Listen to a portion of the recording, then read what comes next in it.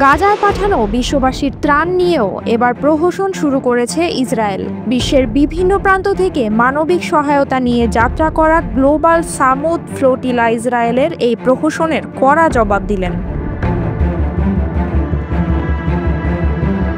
এই প্রহসনের শর্তটি ছিল ত্রাণ নিয়ে আসা জাহাজগুলো আসকেলন বন্দরে সহায়তা জমা দিবে, সেখান থেকেই পরবর্তীতে সেগুলো গাজায় পাঠানো হবে। জাহাজের কর্মীরা ইসরায়েলের এই শর্তকে 18 বছরের অবরোধের পর এক প্রহসন আখ্যা দিয়ে প্রত্যাখ্যান করেছে। ত্রাণ নিয়ে আসা কয়েকটি জাহাজ গ্রিসের নিকটবর্তী আন্তর্জাতিক জলসীমায় অল্প সময়ের জন্য একত্রিত হয়। সেখানে তারা খাদ্য ও জ্বালানির যোগান নেয়, পরস্পরের খোঁজখবর নিয়ে ফের গাজার দিকে যাত্রা করে। ফ্লোটিলার এক কর্মী বলেন, 18 বছরের অপরাধমূলক অবরোধের পর ইসরায়েল বলছে তাদের বন্দরের মাধ্যমে সহায়তা পৌঁছাতে হবে। এটা একেবারেই হাস্যকর। যারা ক্ষুধাকে যুদ্ধের অস্ত্র হিসেবে ব্যবহার করছে তারা প্রকৃত সহায়তা পৌঁছে দেবে তা বিশ্বাস করি না। আরেক কর্মী বলেন, ইসরায়েলের তথাকথিত মানবিক সহায়তা বিতরণ পদ্ধতি ফিলিস্তিনিদের জন্য মৃত্যু ফাঁদে পরিণত হয়েছে। এই প্রস্তাব নিয়ে কোনো আলোচনা হবে না, তারা গাজাতেই সহায়তা পৌঁছে দেবেন।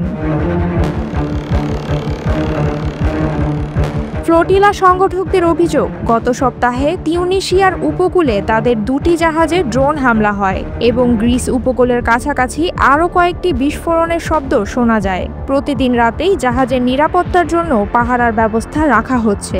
ড্রোনের শব্দে সবার মধ্যে আতঙ্ক কাজ করে।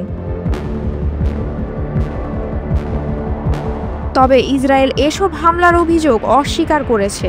দেশটির পররাষ্ট্র মন্ত্রণালয় বলছে, গাজা একটি সক্রিয় যুদ্ধক্ষেত্র, সেখানে কোনো বিদেশি নৌবহর প্রবেশ করতে পারবে না। তারা ফ্লোটিলাকে বিপজ্জনক ও অবৈধ প্রচেষ্টা আখ্যা দিয়েছে।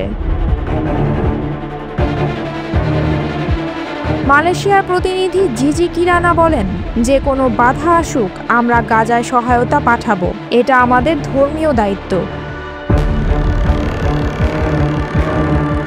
গাজায় সরাসরি মানবিক করিডোর চালু করাই ফ্লোটিলার মূল উদ্দেশ্য বলে জানিয়েছেন কর্মীরা। তাদের দাবি, জাহাজ বা কর্মীদের কেউই কোনো আইন ভঙ্গ করছেন না, আন্তর্জাতিক জলসীমা মেনেই যাত্রা হচ্ছে। ইসরায়েলি ভূখণ্ডে প্রবেশের প্রশ্নই ওঠে না, এ কথা আবারও জোর দিয়ে বলেন সোল গঞ্জালেস। গাজাগামী ফ্লোটিলাকে থামানোর সিদ্ধান্তে অনড় ইসরায়েল। আশকেলন বন্দরকেই একমাত্র বিকল্প হিসেবে প্রস্তাব করা হয়েছে এবং গাজায় গণহত্যা বা দুর্ভিক্ষের অভিযোগ তারা নাকচ করেছে। গাজার উদ্দেশ্যে যাত্রা করা ফ্লোটিলা 2007 সালের অবরোধ বিতর্ককে নতুন করে সামনে এনেছে। বিশেষজ্ঞরা সতর্ক করছেন, মানবিক সহায়তা নিয়ে টানাপোড়েন শুধু ইসরায়েল ফিলিস্তিন উত্তেজনা বাড়াচ্ছে না, ভবিষ্যতে ত্রাণ অভিযানের নিরাপত্তাকেও অনিশ্চিত করে তুলছে।